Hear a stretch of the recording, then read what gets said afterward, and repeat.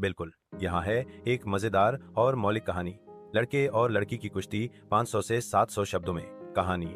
लड़के और लड़की की कुश्ती रहा। गांव में हर साल एक बड़ा मेला लगता था। झूले, गोलगप्पे, नाच, गाना और सबसे खास कुश्ती प्रतियोगिता। इस बार कुछ अलग हुआ। माइक पर आवाज आई, अब होगी गांव की सबसे अनोखी कुश्ती, लड़का बनाम लड़की। लोगों की आंखें फटी की फटी रह गईं। लड़का और लड़की कुश्ती में, ये क्या मजाक है? लेकिन ये मजाक नहीं, हकीकत थी।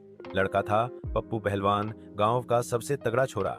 पहलवानी करता था, दही मक्खन खाता था और अखाड़े में सबको चित कर देता था। लड़की थी चिंकी, पतली, दुबली, लेकिन फुर्तीली और बेहद तेज। वो रोज अपने पापा के साथ दौड़ लगाती, बॉक्सिंग सीखती और जिम्नास्टिक करती थी।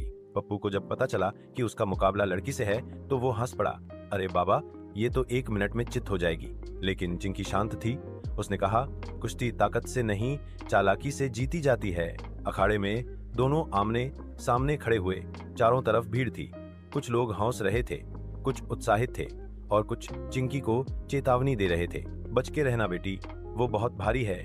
घंटी बजी और कुश्ती शुरू हुई। पप्पू ने पूरी ताकत से झपट्टा मारा, लेकिन चिंकी फिसलकर एक ओर हो गई।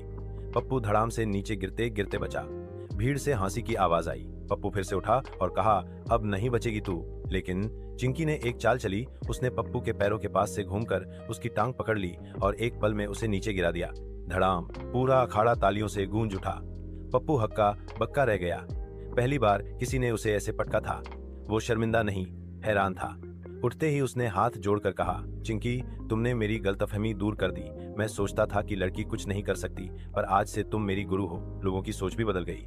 बुजुर्ग बोले, अब लड़कियां भी किसी से कम नहीं। और बच्चे बोले, हम भी चिंकी दीदी से सीखेंगे। मेले के आखिरी दिन चिंकी को सम्मानित किया गया। और पप्पू, उसने गोलगप्पे की दुकान खोली और बोर्ड लगाया, यहाँ गोलगप्पे मिलते हैं। और लड़की की कुश्ती की कहानी भी आ सीख। ताकत से बड़ी चीज है समझदारी। और कभी किसी को कमजोर समझना भारी पड़ सकता है, चाहे वो लड़की ही क्यों न हो, हिल्की ही।